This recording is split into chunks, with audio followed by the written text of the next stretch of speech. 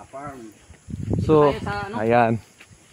Ayan mga kapobs, mga kapobre. Ayan oh, may fish pond din siya dito mga kapobre oh. Ayan. So grabe ang sipag pala ni ni Ka-Farms. Ang sipag, maraming mga mga gulay, may mga talong. Ayan oh, ang lawak-lawak pala ng kanyang garden oh. Ayan. Sus, nako. Grabe. Dami. Oh, may mga okra. So ang sipag no, grabe. Pero alam nyo kasi mga kapobs, ang pag-garden talaga, yan, pagsisipag, tiyaga, ayan, di ba? So, yun, grabe ang sacrifice na mag-farm ka.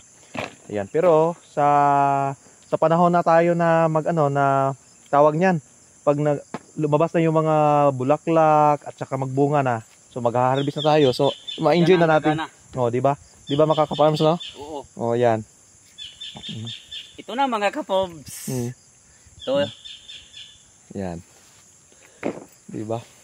Pag nasa probinsya tayo mga ka-farms, napakasarap talaga pag nasa probinsya no, kasi mayroon tayong tawag niyan, matanim, tapos presyo yung hangin, di ba? So maraming mga niyog dito mga ka-farms oh. Totoo yan.